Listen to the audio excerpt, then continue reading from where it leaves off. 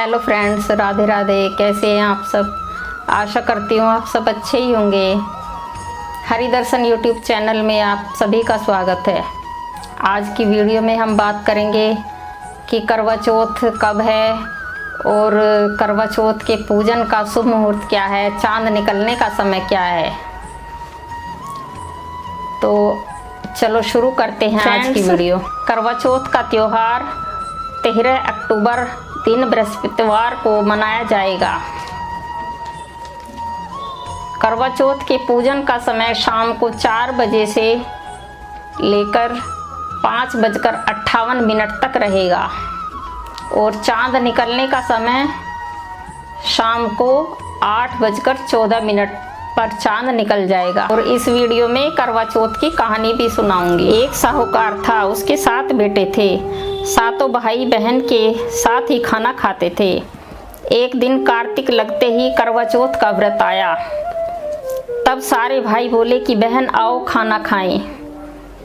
तब बहन बोली कि भाई आज करवा चौथ का व्रत है, चांद उगने के बाद ही खाऊंगी। भाई ने सोचा कि बहन भूखी रहेगी, तो भाई ने दिया लिया और एक भाई ने छलनी लेकर दीवार की ओट होकर दीवा चास के छल्ली ढक दी और आकर कहा कि बहन तेरा चांद उग आया है, देख ले, अर्घ दे ले। बहन अपनी भाभियों से बोली कि आओ भाभी अर्घ दे दें। सारी भाभियां बोली बाई जी तुम्हारा चांद उगा है, हमारा चांद तो रात को उगेगा। तब उसने अकेले ही अर्घ दे दिया और भाइयों के साथ जीमने बैठ गई। पहले गस्से में बाल आया, दूसरे गस्से में कंकड़ निकला और तीसरे गस्से तोड़ते ही ससुराल से बुलावा आ गया और कहा कि बाई का आदमी बहुत बीमार है, जल्दी भेजो।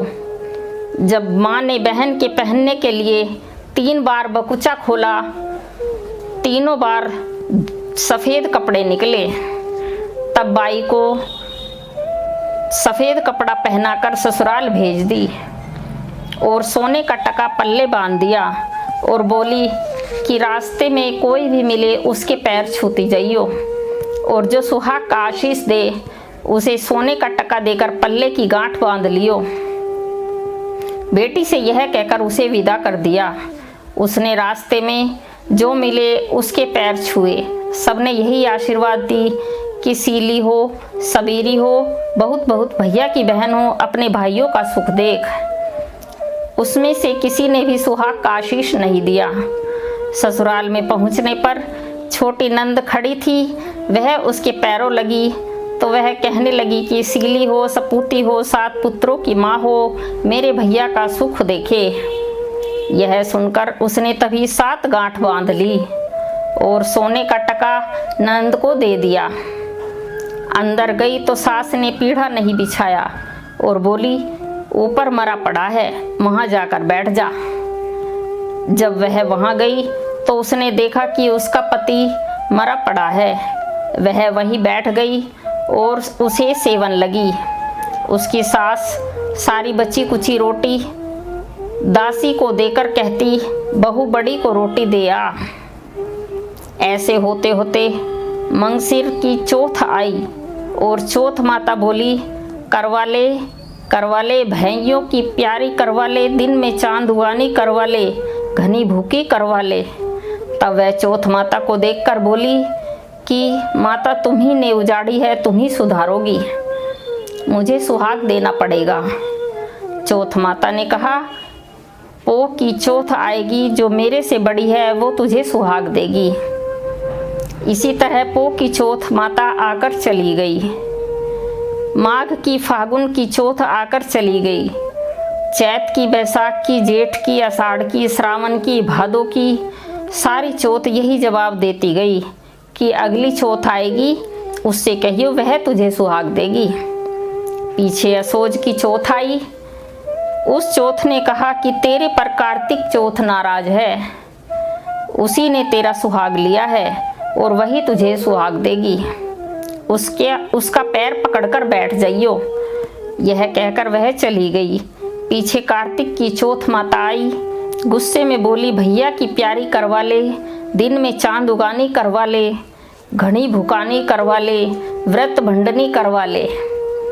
तब साहूकार की बेटी पैर पकड़कर बैठ गई और रोने लगी। हाथ जोड़कर बोली, हे चौथ माता, मेरा सुहाग तेरे हाथ में है, तुम्हें देना पड़ेगा। चौथ माता बोली कि छोड़ पापिनी, हत्यारिनी, मेरा पग क्यों पकड़ बैठी है। वह बोली कि माता मेरे से बिगड़ी हो, अब तुम्हें ही मेरा सुहाग देना पड़ेगा। चौथ माता राजी हो गई और आंख में से काजल निकाला, नाखून में से मेहंदी निकाली और टीका में से रोली निकालकर चीटली उंगली का छींटा दिया। देते ही उसका पति उठकर बैठ गया और बोला कि बहुत सोया, बहुत सोया। तब वह बोली कि तुम क्या सोए, मुझे तो 12 महीने हो गए, तब चौथ माता ने सुहाग दिया है। वह बोला कि चौथ माता का उजमन कर। तब उसने चौथ माता की कहानी सुनी, करवा मींसा, खूब चूरमा किया। दोनों पति पत्नी जीम कर चौपड़ पासा खेलने लगे। नीचे से उसकी सास ने रोटी भेजी तो दासी ने आकर कहा कि वह दोनों तो चौपड़ पासा खेल रहे हैं। सास देखकर खुश हो गई और बोली, क्या बात हुई। वह बोली कि मेरे तो चौथ माता आई है। यह कहकर सास के पैर लग ली और सारी नगरी में ढिंडोरा पिटवा दिया कि पुरुष की लुगाई बेटी